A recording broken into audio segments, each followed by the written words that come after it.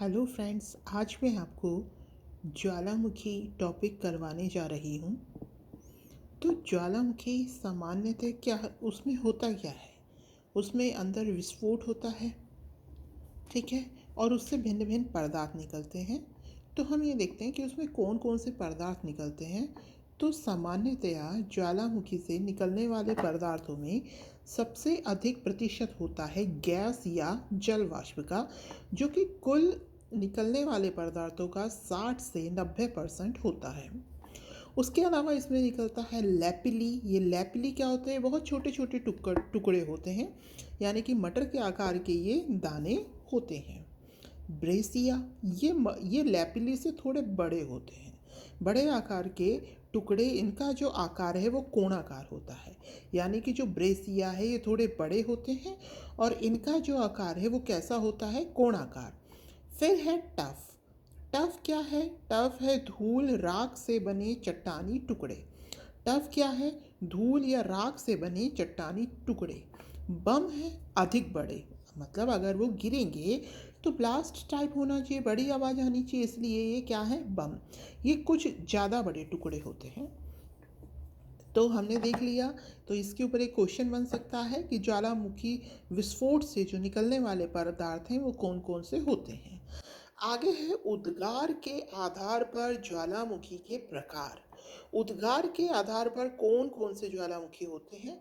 एक है केंद्रीय उद्गार, एक है दरारी उद्गार। तो केंद्रीय उद्गार में क्या है? सिलिका की मात्रा होती है अधिक। हमें मालूम है जो हमारा अर्थ का क्रस्ट है वो किससे बना है? उसमें सिलिकॉन और एल्यूमिनियम होते हैं, मतलब कि जो क्रस्ट है उसमें सिलिकॉन की मात्रा अधिक होती है। तो केंद्रीय उद्गार और दरारी उद्गार की हम बात करते हैं। तो केंद्रीय उद्गार तो ऊपर किसकी मात्रा अधिक है? सिलिका की मात्रा अधिक है। तो सिलिका है तो ये कैसा होगा? अम्लीय प्रकृति का होगा। इसका रंग कैसा होगा? पीला होगा। पीला रंग किसकी वजह से होगा? सिलिका की अधिकता की वजह से। अब ये थोड़ा गाढ़ा होगा, ठीक है, ये थोड़ा कैसा होगा? गाढ़ा होगा। अच्छा, अब जब ये पर्वत से बाहर निकलेगा तब ये इसमें ब्लास्ट करेगा, बहुत तेज गाढ़ा होगा। एक तो है नॉर्मल पतला जो होगा वो आसानी से निकल जाएगा, गाढ़ा इसको तोड़ के आने में आवाज़ अधिक करेगा, है ना। और ये अब गाढ़ा है तो पर्वत के चारों तरफ यह तेजी से दूर तक फ्लो नहीं करेगा। ये क्या करेगा? उसके पास में ही बहकर रुक जाएगा, क्योंकि ये कुछ गाढ़ा है, इसलिए कैसी आकृति बनाता है? पर्वतीय, ठीक है। तो ये हमें कहाँ, केंद्रीय उद्गार वाले ज्वालामुखी हमें कहाँ प्राप्त होते हैं? यह हमें प्राप्त होते हैं परिप्रशांत महासागरीय मेखला में। कहाँ पर? परिप्रशांत, जिसे हम रिंग ऑफ फायर भी कहते हैं, ठीक है। यानी कि ये आपका परिप्रशांत मेखला में इधर ये आपका आता है। दूसरी तरफ ग्लोब में नॉर्मली आपने देखा होगा कि इधर यूरोप है, इधर ये इंडिया है, यूरेशिया है, इधर नॉर्थ अमेरिका है, साउथ अमेरिका है, जस्ट अपोजिट पैसिफिक ओशन वाला हिस्सा। तो जब हम जस्ट अपोजिट बात करते हैं तो इधर ये नॉर्थ अमेरिका, इधर ये साउथ अमेरिका, यहाँ पर ये कवर करते हुए इधर ये एशिया, चाइना, ये वाला हिस्सा आ जाता है। तो ये जो आती है इस तरीके से ये बाउंड्री पूरी, यहाँ पर ये वाले जो ज्वालामुखी हैं केंद्रीय उद्गार वाले, ये प्राप्त होते हैं, ठीक है। नेक्स्ट है दरारी उद्गार वाले। तो दरारी उद्गार में क्या है? दरारी उद्गार में सिलिका की मात्रा होती है कम। इनकी प्रकृति कैसी होती है? क्षारीय, ठीक है। सिलिका की मात्रा कम है, क्षारीय प्रकृति है। इसका रंग होता है काला। काला रंग किसकी वजह से होता है? लो तत्वों की, यानी कि उससे जो पदार्थ निकलते हैं उसमें लो तत्वों की अधिकता होती है। इसमें आवाज़ कैसी होती है? उसमें आवाज़ थी अधिक, इसमें आवाज़ कैसी है? कम, क्योंकि ये पतला है तो इजीली निकल जाता है। अच्छा, अब क्या है? मान लीजिए ये आपका ये दरारी उद्वेसन से मतलब कहीं पर भी निकलने शुरू हो गए। ये जो लावा है ये बहता गया ऐसे, तो ये किसका फॉर्म ले लेगा? ये फॉर्म ले लेगा पठार का, प्लेट्यू का। तो ये कहाँ पाए जाते हैं? ये अंतरा प्लेटीय ज्वालामुखी हैं, मतलब जो प्लेट्स हैं उनके बीच में टकराने से अंतर प्लेटीय, वहाँ पर ये प्राप्त होते हैं। आगे है सक्रियता के आधार पर, मतलब कौन सा कितना सक्रिय है। तो ये है सक्रिय, सुषुप्त और मृत। तो देखते हैं सक्रिय, वे ज्वालामुखी जिनसे लावा, गैस तथा विखंडित पदार्थ सदैव निकलते रहते हैं, हमेशा निकलते रहते हैं, तो ये सक्रिय कहलाते हैं। तो ये कहाँ है? ये है सिसिली के उत्तर में लिपारी द्वीप द्वीप का स्ट्रॉम्बेली, इटली का एटना आदि। तो ये जो ज्वालामुखी हैं ये कैसे हैं? ये हैं सक्रिय। अगला है सुषुप्त। सुषुप्त कैसा है? जो वर्षों से सक्रिय नहीं है पर कभी भी विस्फोट कर सकता है। वर्षों से सक्रिय नहीं है ये, लेकिन कभी भी, मतलब सोई हुई अवस्था में कभी भी जाग सकता है। इसके एग्जाम्पल याद कर लीजिए, फ्यूजियामा जापान, क्राकातोआ अंडोमान निकोबार का नारकोंडम द्वीप, फ्यूजियामा, नारकोंडम द्वीप, क्राकातोआ। ठीक है, और जो सक्रिय है वो सिसिली वाला था और स्ट्रॉम वैली था। अब चलते हैं आगे, मृत, यानी कि काफ़ी लंबे पीरियड से जो वर्किंग ना हो, जिनका उद्भेदन नहीं हुआ हो, जिसमें हजारों वर्षों से कोई उद्भेदन नहीं हुआ तथा इसकी कोई संभावना भी नहीं है। इसका एग्जाम्पल क्या है? इक्वाडोर का चिम्बाराजो। कौन सा? इक्वाडोर का चिम्बाराजो और म्यांमार का पोपा। म्यांमार का पोपा ऐसा है, कैसा है? मृत ज्वालामुखी जिसका लंबे टाइम से कोई उद्भेदन नहीं हुआ। अब हम देखते हैं आगे, जो ज्वालामुखी है उसका वर्ल्ड में डिस्ट्रीब्यूशन कैसा है। तो अभी हमने जो परिप्रशांत महासागरीय मेखला की बात करी, मतलब जो रिंग ऑफ फायर था, है ना, वहाँ पर जो ज्वालामुखी पाए जाते हैं वो वर्ल्ड के टोटल ज्वालामुखी के 2/3 भाग होते हैं।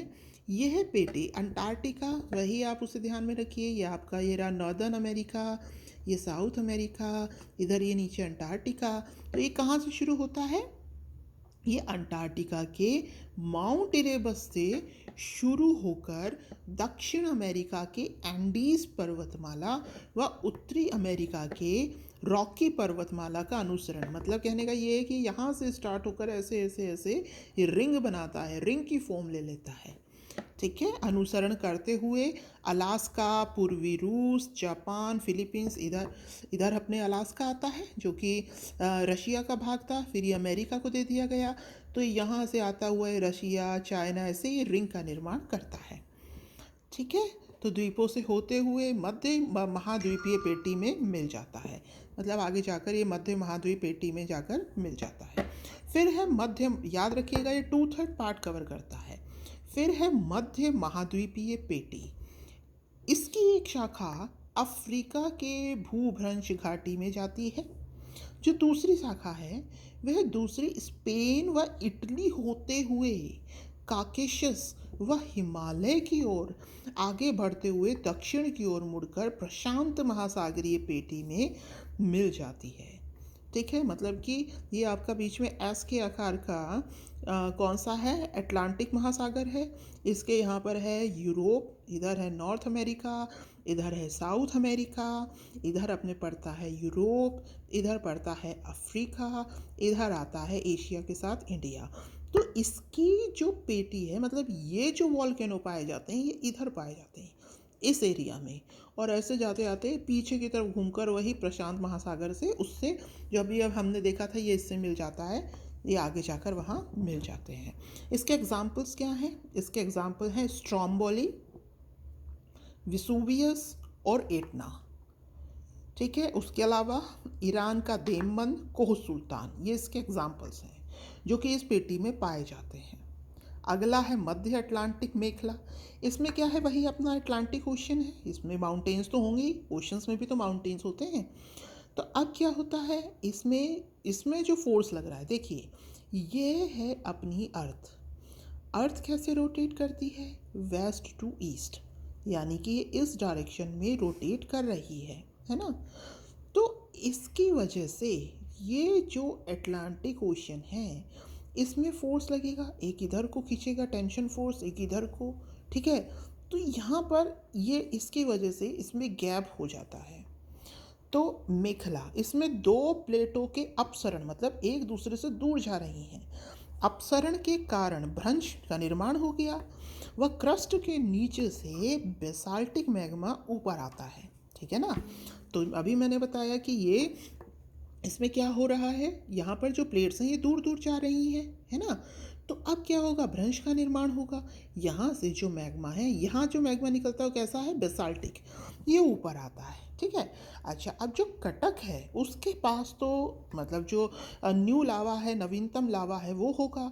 उससे जैसे जैसे अपन दूर जाते जाएंगे तो जो लावा है वो पुराना होता जाता है। इसके एग्जाम्पल्स क्या हैं, हेक्ला व लौकी इस प्रदेश में आइसलैंड के, हेक्ला और लौकी आइसलैंड के प्रमुख ज्वालामुखी हैं, मतलब जो इस क्षेत्र में आते हैं। अगला है अंतर प्लेटीय ज्वालामुखी। इसको अभी कोई ज़्यादा इस पर डिस्क्रिप्शन नहीं है, आप नॉर्मल ध्यान कर लीजिए इसको। इसका एग्जाम्पल ये दक्कन ट्रैप है। यह महासागरीय या महाद्वीपीय प्लेट के आंतरिक भागों में ज्वालामुखी क्रियाएं देखी गई हैं, मतलब महाद्वीपों के अंदर ही जो ज्वालामुखी जो इरप्शन होता है ये वो है। इसमें दक्कन ट्रैप है ना। तो ये अंतर प्लेटीय ज्वालामुखी, तो हमने 4 पार्ट्स देख लिए। एक तो हमने देखा रिंग ऑफ फायर वाला, एक हमने देखा मध्य महाद्वीपीय पेटी जो कि आपका मेडिटेरेनियन सी से होती हुई फिर इंडिया को क्रॉस करके आगे जाकर पैसिफिक ओशन में मिल जाती है। फिर मध्य अटलांटिक मेखला, इसमें भ्रंश का निर्माण होता है। फिर अंतरा प्लेटीय ज्वालामुखी जो कि कॉन्टिनेंट्स के बीच में जिसका विस्फोट होता है या उद्गार होता है। सो आई थिंक आपको ज्वालामुखी समझ में आ गया होगा। मैं आपको एक वीडियो में ये भी समझा दूंगी कि किस तरीके से ये प्रोसेस होता है, कैसे प्लेट्स लगती हैं और किस तरीके से वॉल्केनिक इरप्शन होता है या ज्वालामुखी उद्गार होता है। तब तक के लिए thank you and have a nice day.